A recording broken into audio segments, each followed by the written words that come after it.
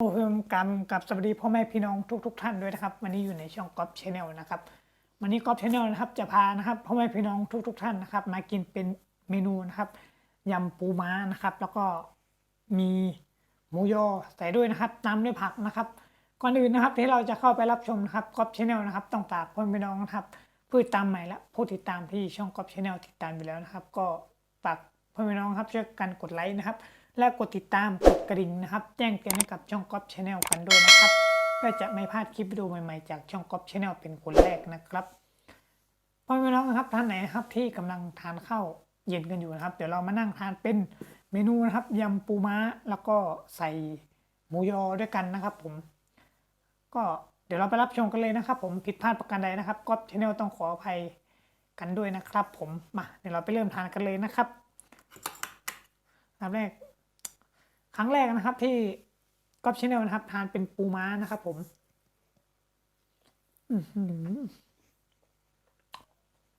น้ำย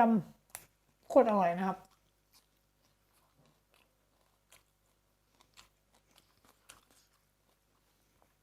ปูม้านะครับ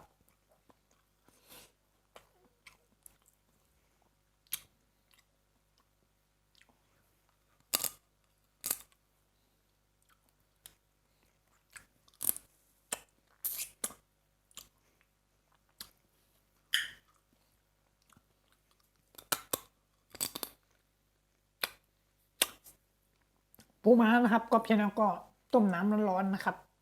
แล้วก็นำปูลงน้ำร้อนนะครับประมาณ5 วินะครับแล้วก็ตักขึ้นนะครับเดี๋ยวให้มันสุกนิดนึงนะครับ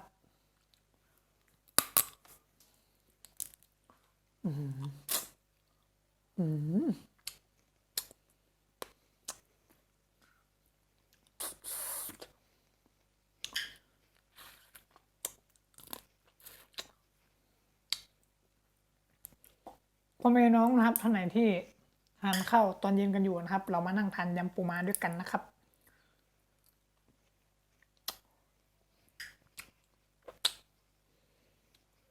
ชอบคลิปวิดีโอนี้นะครับก๊อฟชาแนลนะครับก็ฝากช่วยกันกดไลค์กดติดตามกดกระดิ่งนะครับและกดแชร์คลิปวิดีโอนี้ด้วยให้ด้วยนะครับ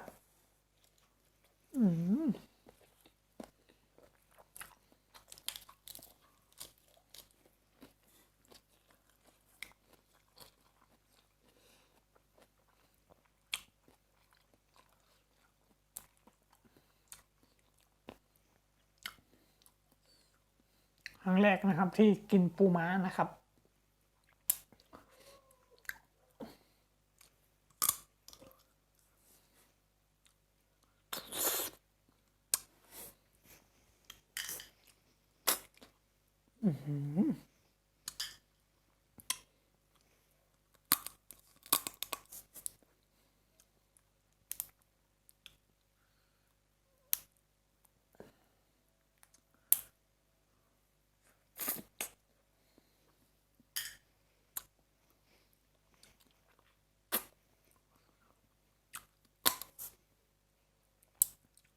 ยอด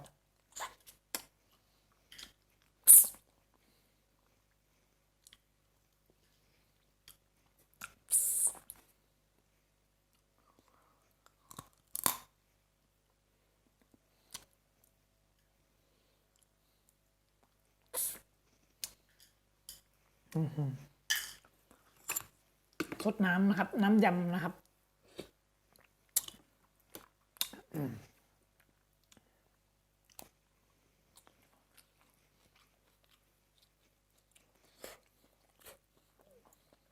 ต้องขออนุญาตใช้มือด้วยนะครับ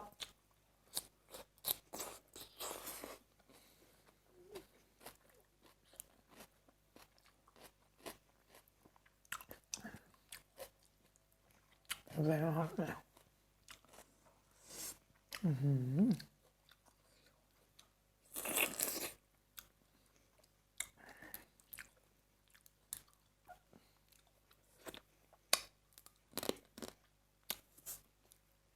คิดเป็นเงินแล้วนะครับตกตัวละ10 บาทนะครับปูม้าตัวนี้นะครับ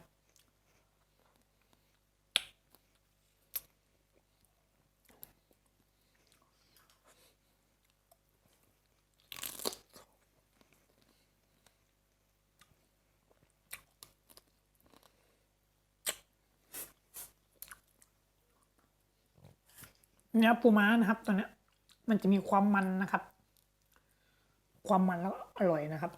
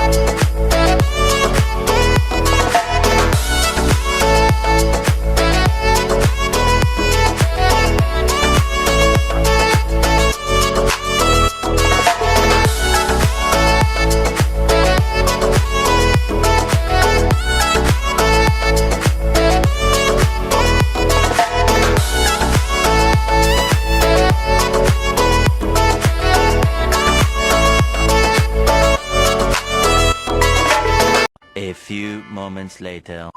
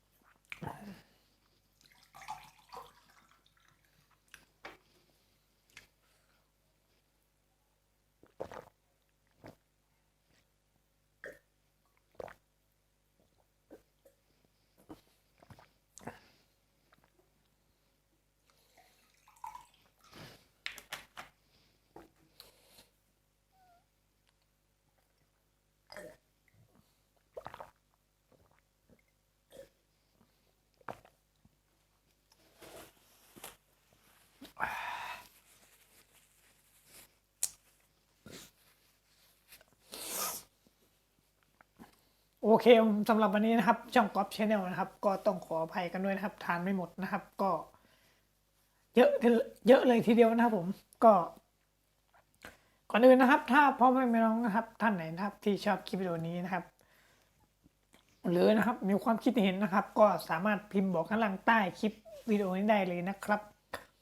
สำหรับวันนี้นะครับก๊อฟชาแนลนะครับก็ต้องขอตัวลากันไปก่อนนะครับพ่อแม่พี่น้องท่านไหนที่ชอบคลิปวิดีโอนี้นะครับก๊อฟชาแนลก็ต้องฝากช่วยกันกดไลค์นะครับ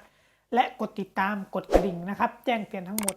เพื่อจะไม่พลาดนะครับคลิปวิดีโอที่ช่องก๊อฟชาแนลได้อัปโหลดเป็นคนแรกนะครับผิดพลาดประการใดนะครับก๊อฟชาแนลต้องขออภัยกันด้วยนะครับสำหรับวันนี้นะครับก็ต้องขอตัวลากันไปก่อนนะครับพ่อพี่น้องทุกท่านนะครับก็อย่าลืมดูแลสุขภาพกันด้วยนะครับช่วงนี้โควิดก็ยังไม่หายจากประเทศไทยนะครับก็ก่อนออกจากบ้านนะครับก็ต้องนะครับสวมใส่หน้ากากอนามัยนะครับล้างมือแอลกอฮอล์บ่อยๆนะครับไปในที่แออัดนะครับก็เว้นระยะห่างนะครับอย่างน้อย1 เมตรถึง 2 เมตรนะครับแล้วก็ใช้แอปไทยชนะด้วยนะครับผมผิดพลาดกันได้นะครับก็ชแนลต้องขออภัยกันด้วยนะครับสำหรับวันนี้ขอตัวลากันไปก่อนนะครับสวัสดีครับ